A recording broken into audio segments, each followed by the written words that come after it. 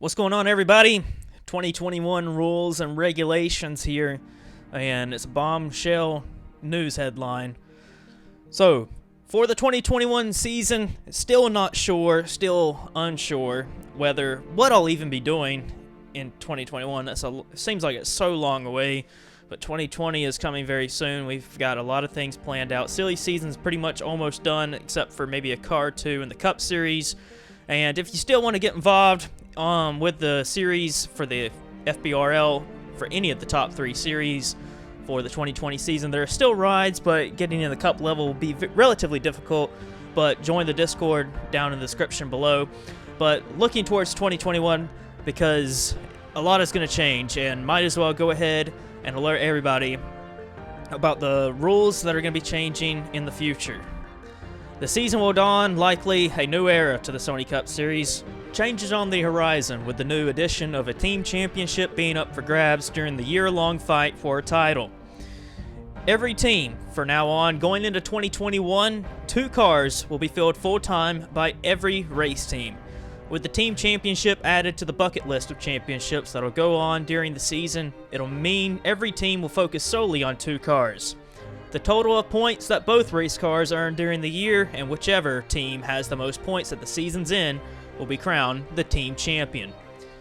Every team, though, will have the option of a third part-time car. While every team will have the option of a third car, this part-time entry is limited to only 10 races, which is a third of the season. The part-time entry will not be eligible to score points for the team championship. Top 15 teams in the team championship will be locked into the races for 2021. That is part of the new addition for the rule change. Usually we do the top 30 in owner points. It doesn't matter how many cars, how many teams, or whatever is in the top 30. As long as you're in the top 30, you are locked into the races. That will not be the case for 2021. 30 cars will continue to be locked into the races, but it's now more important to collect points for your team in the team championship, as guaranteed starting position for your teams are managed by your top 15 position in the team championship. That was a little confusing, but your placement in the team championship is to be in the top 15 in the team owner points. Other than that, we go racing like normal, except the goals and ambitions set by the teams today will completely shift heading into the new regulation change for 2021. That was a little bit to go over, 3 major little headlines to go over, but the big issue is every team will now compete for a championship solely with only having 2 cars going head-to-head for a 30-race schedule. What it looks like to be 30 races for 2021, but not much is confirmed about that. It's way out in the future, but I have DJ Curtis with me. He is also the president of the Hardy's National Series and is a big part of this channel as well. I'm going to welcome DJ in on these rule changes for the future of the Sony Cup Series. Hello, thank you for inviting me over. It is quite a big hurdle, to say the least, here in terms of the Sony Cup Series coming into 2021. Obviously, we still have 2020 left and the rest of 2019 to go over, or to really conclude. But with 2 cars full-time, this is really going to play a big impact in terms of deciding your drivers and where these teams, for example, Yamp Motorsports with 4 entries, Turner Performance with 4, well, Mace at the time with 4, but they're going to leave. But mostly those 2 teams in particular, Allen Family Racing Team with 3 entries, they're going to have to chop off some drivers in order to keep 2 of their favorites to contend for the championship. In terms of the third part-time car, I think it's going to be quite fun to see how that goes, but a lot of teams, let's say Hero Motorsports or Curtis Racing, are not really going to be impacted too much by this rule. But I think for a lot of drivers, or really a lot of teams overall, they're going to have to pick their drivers wisely in order for a third part-time car, if they choose to go for a third part-time car, to put in for 10 races or even less. Top 15 teams, I think that's going to be quite fun to see as well. We already know the top 30 rule for 2019 and 2020, but I think it'll be interesting. With a deduction of cars, to say the least, I think it's going to increase the competition. Drivers are going to get more desperate, as well as teams, in order to get those cars forward. So a lot of teams are looking to try and march their way up the grid, and some are really trying to keep that momentum.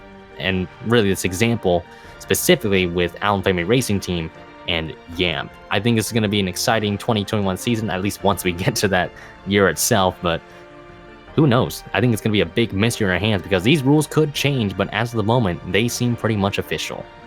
Yeah, but with these new rule changes coming into 2021, it's going to be very clear that teamwork is going to be a lot more important for the 2021 season, as teams will need to rely on their teammate a good bit to try and score points and to make sure that they're scoring enough points as they need to be able to stay locked into the races, and not only that, but to go after the championship.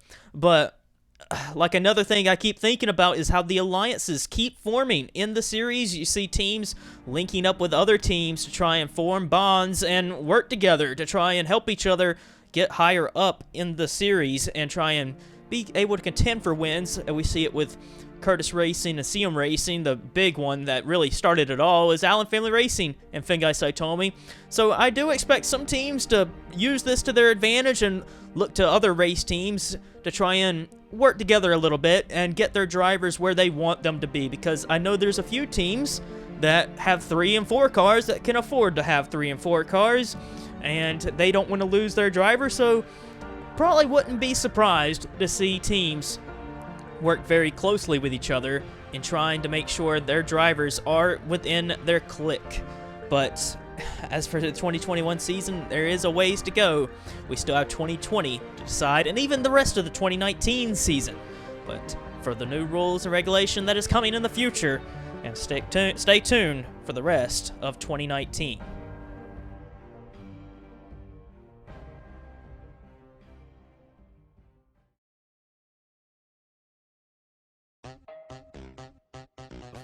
I feel a little weird whenever... Hopefully my parents don't call me to eat dinner. They always do that in the worst time.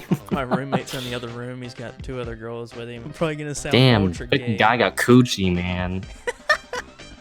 Double coochie. You get freaking tie wear. Why get tie wear? We can get fucking coochie. Yeah, baby. Yeah, baby. Still nail it. Just a little better mic, you know. We could do like a little mini podcast where we just talk about each headline, really, like, you know. If my work schedule was very consistent and I knew I was home, like usually on Sunday nights, I probably would, like, do like a post-race kind of thing, like the NBC kind of thing does, like where you just kind of sit down and you talk with people and you bring in some drivers where they're just like bringing Eric DeMax and he's just like, yeah, fuck these drivers, fuck the officials, fuck these fucking go, fuck the yeah, my world is completely fucked. I hate the FBRL. I hate this earth. Time to kill myself. I'm fucking going back to open wheel. Oh my god. I'm going to say the N-word. Bro, I swear that's how it would be. That's how I picture it in my head. We'd have everybody there that matters, like that does the commentary, and we'd bring in the drivers, and they're just like, yeah, fuck Yamp Motorsports. Fuck them, team orders. I can see it now, and it just makes the Discord blow up.